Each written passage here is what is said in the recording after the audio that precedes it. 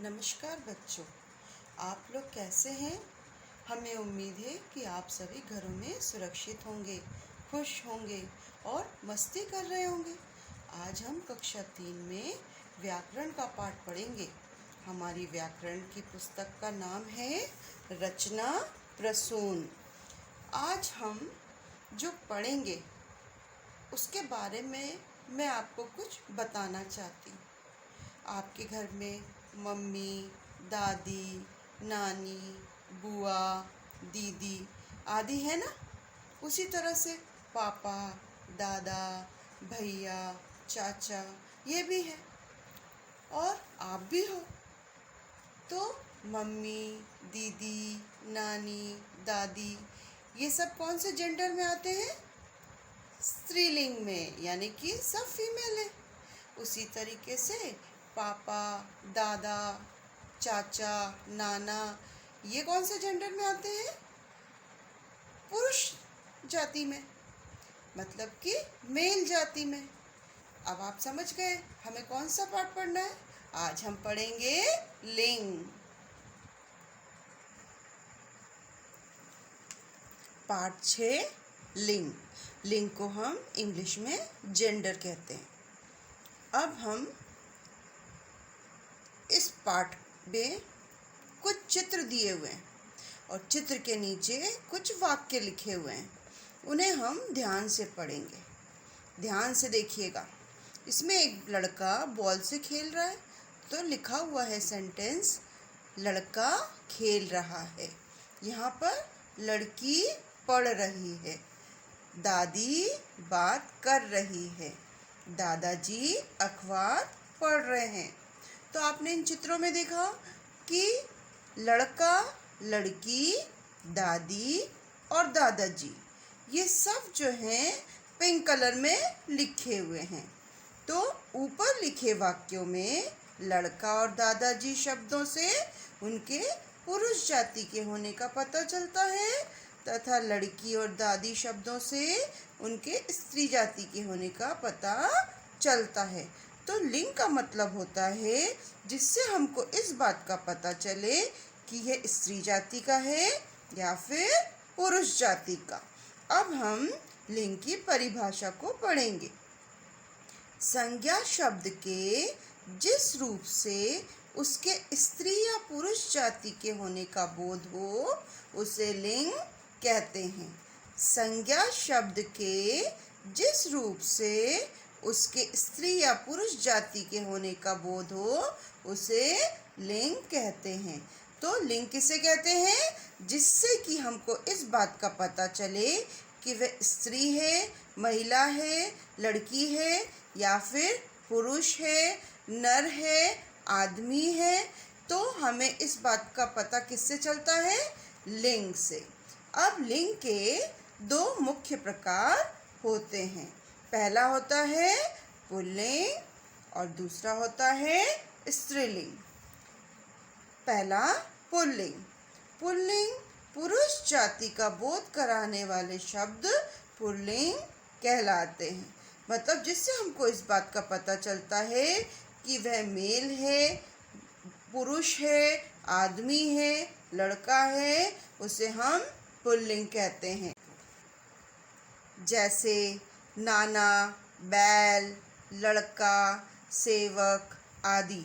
इसके अलावा पिता भी हो सकता है, कवि भी हो सकता है, देवता भी हो सकता है। तो ये सारे किस में आएंगे? पुल्लिंग में।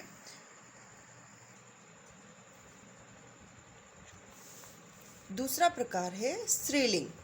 स्त्री जाति का बोध कराने वाले शब्द स्त्रीलिंग कहलाते हैं। जैसे नानी, गाय, लड़की, सेविका आदि। इसमें हम चिड़िया, लुटिया, बंदरिया, खटिया, धोबिन, मौसी इन शब्दों को भी ले सकते हैं। अब नीचे कुछ पुल्लिंग शब्द उनके स्त्रीलिंग रूप लिखे हैं। इन्हें हमें ध्यान से पढ़ना और समझना है। जैसे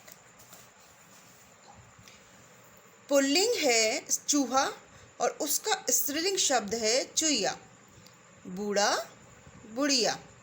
चिड़ा चिड़िया, लोटा लुटिया, बंदर बंदरिया, खाट खटिया, धोबी धोबिन, नाई नाइन, मौसा मौसी, बेटा बेटी, गुणवान गुणवती, दयावान दयावती, श्रीमान श्रीमती, भगवान भगवती, नौकर नौकरानी, देवता देवी, वर वधू, युवक युवती, बैल गाय, विद्वान विदुषी, पिता माता, कवि कवयित्री, बिल्ला बिल्ली, काला काली, बकरा बकरी, शिष्य शिष्या, छात्र छात्रा, महोदय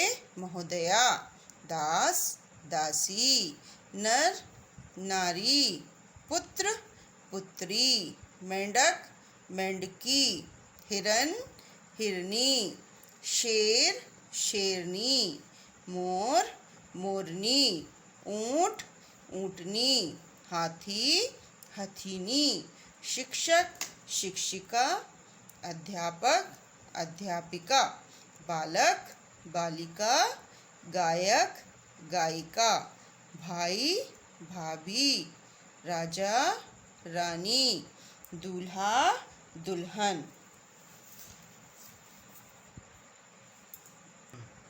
बच्चों, अभी हमने कुछ पुल्लिंग शब्दों के स्त्रीलिंग पढ़े। अब हम इस पार्ट में कुछ विशेष बातों पर ध्यान देंगे, तो उसे भी आप लोग ध्यान से सुनिएगा। सबसे पहले कुछ शब्द सदा पुल्लिंग में ही प्रयोग किए जाते हैं, जैसे पर्वत। पर्वत में आपका आ जाएगा हिमालय, सतपुड़ा, विंध्याचल। सागर, हिंद महासागर, प्रशांत महासागर। देश, भारत, जापान, अमेरिका, श्रीलंका। ग्रह, सूर्य, चंद्र, मंगल। उसके अलावा मास, मास में आ जाएगा आषाढ़, वैशाख। दिन आएगा, दिन में सोमवार, मंगलवार। वृक्ष, पीपल, नीम, आम। धातुओं के नाम में स्टील, पीतल, सोना, चांदी। उसी तरह से कुछ शब्द जो होते हैं वो हमेशा स्त्रीलिंग में ही प्रयोग किए जाते हैं, जैसे कि नदी। नदी, कावेरी, गंगा, यमुना। उसी तरह से लिपि, लिपि में रोमन, गुरुमुखी। भाषा, भाषा में हिंदी, संस्कृत, पंजाबी। तिथि, तिथि में प्रथमा, द्वितीया आदि के नाम हमेशा स्त्रीलिंग में ही लिए जाते हैं। इसी तरह से कुछ शब्द स्त्रीलिंग व पुल्लिंग दोनों रूपों में ही समान रूप से प्रयोग में लाए जाते हैं, जैसे मंत्री। जैसे मंत्री, प्रधानमंत्री, राष्ट्रपति, डॉक्टर आदि। अगर कोई पुरुष मंत्री हो या फिर महिला मंत्री हो तो हम दोनों को ही मंत्री कहकर संबोधित करते हैं। उसी तरह से प्रधानमंत्री, चाहे वो महिला हो या फिर पुरुष, उसको भी हम मंत्री कहकर ही संबोधित करते हैं। प्रधानमंत्री में जैसे अभी हमारे प्रधानमंत्री हैं, पुरुष प्रधानमंत्री हैं नरेंद्र मोदी, लेकिन इसके पहले हमारी भूतपूर्व स्वर्गीय प्रधानमंत्री थी इंदिरा गांधी। उसी तरीके से अभी राष्ट्रपति हैं रामनाथ कोविंद, और इसके पहले जो भूतपूर्व राष्ट्रपति थी वह थी प्रतिभा पाटिल। उसी तरह से डॉक्टर, आप किसी भी डॉक्टर के पास जाओ, चाहे वो महिला हो चाहे वो पुरुष हो, आप क्या कहकर उन्हें संबोधित करते हैं? डॉक्टर कहकर ही संबोधित करते हैं। तो अभी हमने क्या पढ़ा कि कुछ शब्द जो हैं वो सदा पुल्लिंग में प्रयोग किए जाते हैं, कुछ शब्द स्त्रीलिंग में प्रयोग किए जाते हैं और कुछ शब्द जो हैं चाहे वो स्त्रीलिंग हो या पुल्लिंग हो, दोनों में समान रूप से ही प्रयोग किए जाते हैं। इसी तरह से